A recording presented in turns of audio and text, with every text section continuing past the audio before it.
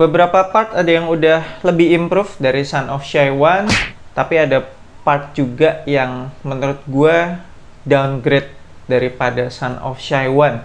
Tapi overall tetap sepatu basket yang sangat menyenangkan sih, apalagi kalau lo fansnya D Rose.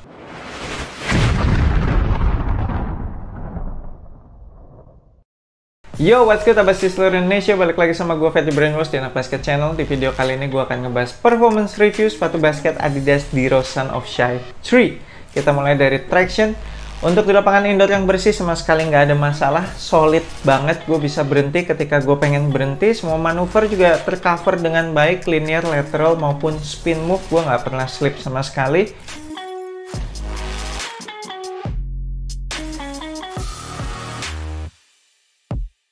Kalau untuk di lapangan outdoor, terutama yang berdebu, di sini gue merasa ada sedikit penurunan kalau dibanding dengan Son of Shy 1. Gue inget Son of Shy 1 perasaan nggak jelek-jelek amat di lapangan outdoor yang berdebu.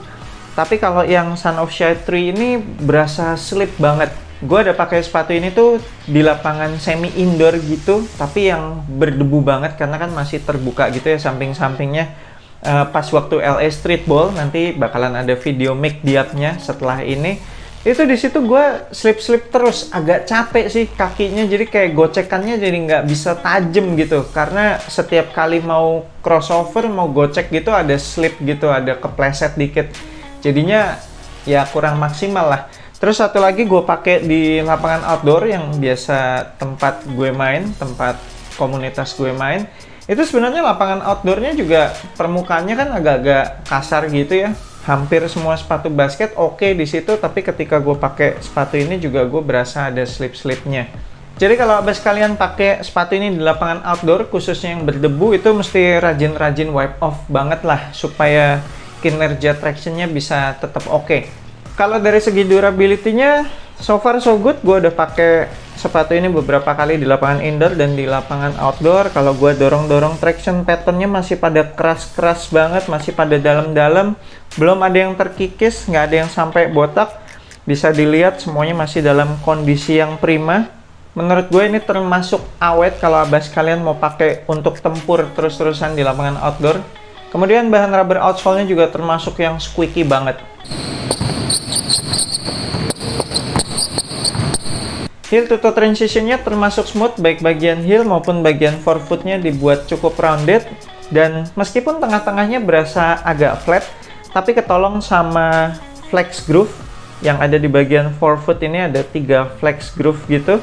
Kemudian ditambah lagi di bagian midfoot-nya di cut out lagi outsole-nya, sehingga ini memaksimalkan untuk outsole-nya tuh ngeflex. Jadi heel to toe transition-nya sangat amat mendukung ketika kita pengen ngegas saat mau sprint. Jadi cocok lah buat abas kalian yang hobi main fast break. Nah, yang bikin lebih asik lagi tuh di bagian heel-nya itu ada crash pad-nya. Jadi ada lekukan yang ekstrim. Itu bikin enak ketika abas kalian landing menggunakan heel. Berasa lebih nyaman untuk heel kita, terus juga bikin pergerakan kita jadi lebih smooth. Jadi ketika landing pakai heel, terus bisa langsung lanjut ngegas lagi dengan smooth banget. Ini fitur crash pad kayak gini tuh gue demen banget deh. Harusnya bisa diimplementasikan di banyak sepatu basket ini. Lanjut ke cushion. Nah, part ini yang menurut gue udah lebih improve daripada Adidas D Rose Son of Shy 1.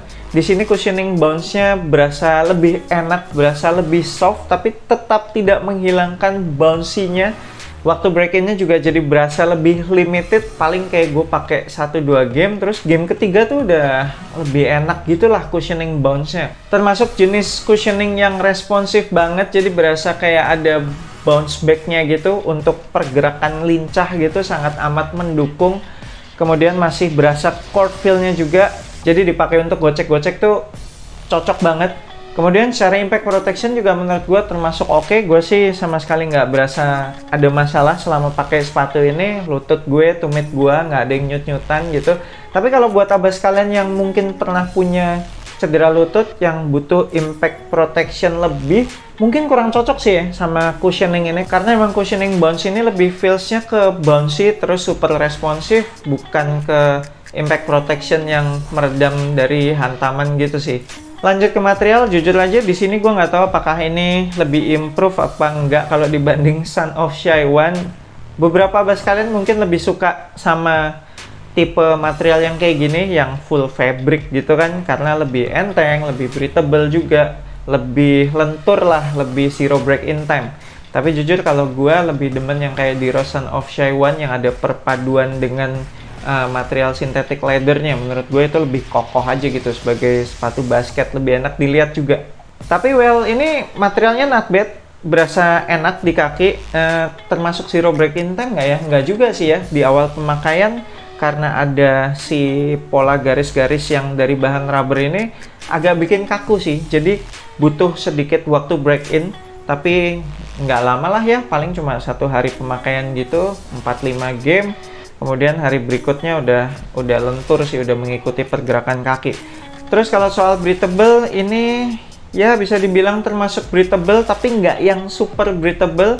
Gue sempet pakai ini di cuaca yang panas gitu, waktu LA Streetball itu meskipun semi indoor, tapi kan siang-siang gitu kan ya, jadi agak-agak anget. Material tali aman, cukup ikat 1 kali, nggak pernah lepas-lepas. Terus padding di lidah ternyata cukup-cukup aja meskipun berasa tipis, tapi ya asal abas kalian pemilihan sizingnya udah tepat, jadinya kan ngikat tali sepatunya nggak perlu yang sampai super kenceng tuh. Ya aman-aman aja sih, nggak berasa ngeganjel di pergelangan kaki depan. Kemudian padded collarnya juga cukup, seputaran pergelangan kaki tuh berasa nyaman. Cuma sayangnya yang di bagian heel ini tidak dibikin menjorok ke dalam, nggak dibikin sculpted. Jadinya tiap kali gue lari tuh berasa kayak ada heel slipnya gitu. Cuma memang nggak parah sih, nggak yang sampai mau lepas-lepas, nggak berasa sampai mau lepas-lepas gitu. Kalau misalkan belakangnya dipegangin atau diinjek itu baru kelihatan heel slipnya parah banget kan ya. Tapi sebenarnya pas dipakai lari cuma kayak berasa gerak-gerak gitu aja sih, nggak yang sampai mau lepas gitu heelnya. Next, untuk fitnya, abas kalian bisa ambil true to size, samain aja sama sepatu basket Adidas abas kalian yang biasanya. Tapi kalau dibandingin sama di Son of Shaiwan, waktu itu di Son of Shaiwan kan fitnya tuh one to one banget tuh ya, snug fit banget. Jadi buat beberapa abas kalian mungkin perlu upsize setengah kalau mau lebih nyaman, kalau nggak suka yang snug fit. Nah, di sepatu di Son of Shai 3 ini masih berasa cukup snug fit sih ya, tapi nggak yang sampai terlalu ketat kayak yang di Son of Shaiwan. Jadi menurut gue ini kembali lagi ke ukuran normalnya sepatu basket Adidas, just go true to size. Sisa ruangan di bagian toe tuh dikit banget, paling cuma kayak 3 mili lah, di bawah setengah senti sih menurut gue. Terus di bagian atas toe boxnya juga sama sekali nggak bubbly. Kemudian samping kanan kirinya juga udah pas banget. Jadi memang fitnya tuh almost snug fit, almost one to one fit. Secara lockdownnya bisa dibilang ini juga termasuk part yang improve dari di Son of Shaiwan. Lockdownnya di sini berasa enak banget, asalkan abas kalian dapat size-nya tepat, terus ngikatnya juga udah proper. Ini bagian midfootnya berasa kekunci banget. Sebenarnya hampir bisa dibilang lockdownnya istimewa sih, tapi sayangnya ada sedikit heel slip itu yang bikin jadi nggak perfect gitu lockdownnya, sayang banget. Terakhir, untuk supportnya sama sekali nggak ada masalah. Untuk support bagian depan ini berasa upper materialnya tuh emang tebel gitu. Ini bukan mesh yang tipis yang terlalu lentur, ini meshnya berasa tebel. Terus ada fuse overlay juga di sekitaran toe. Ditambah lagi ada overlap outsole, jadi kaki kita tuh berada di belakang overlap outsole ini.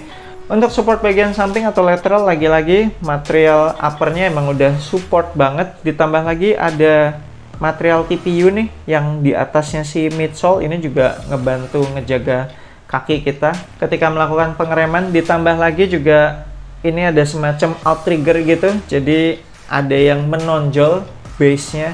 Dan base-nya ini juga termasuk lebar banget, jadi bikin sepatu ini stabil ketika gue mendarat habis lompat ataupun melakukan berbagai manuver, berasa nggak oleng. Kemudian untuk support bagian belakangnya ada internal TPU heel counter, dan ya termasuk cukup lah, termasuk oke. Sayang ada sedikit masalah heel slip aja, jadinya berasa kayak ankle-nya kurang safety. Nggak yang sampai jelek sih, cuma berasa ya lebih oke aja kan kalau heel kita tuh nggak bisa gerak-gerak. Dan secara torsional support juga udah memadai banget karena ada shank plate di bagian tengah-tengah telapak kaki, bikin sepatu ini tuh nggak gampang ke pelintir-pelintir gitu. Tuh, susah banget. Jadi aman lah telapak kaki, nggak bakalan kepelintir. Oke, sekian performance review gue untuk sepatu basket Adidas Diros Son of Shy 3. Menurut gue secara performance hampir imbang-imbang lah ya sama Diros Son of Shy 1. Jadi kalau abas kalian udah pernah pakai Diros Son of Shy 1 dan enjoy dengan sepatu tersebut, abas kalian juga pasti akan enjoy dengan Diros Son of Shy 3 ini. Buat abas kalian yang pengen kop sepatu ini, nanti gue akan tinggalin link pembeliannya di deskripsi video ini, cek aja di situ. Thank you banget udah nonton video ini. Jangan lupa support gue terus dengan subscribe ke YouTube Anak Basket Channel, like, share, and comment. I'm Feli Brainwash. Sampai jumpa di video berikutnya. Semoga asupan basket Anda minggu ini cukup.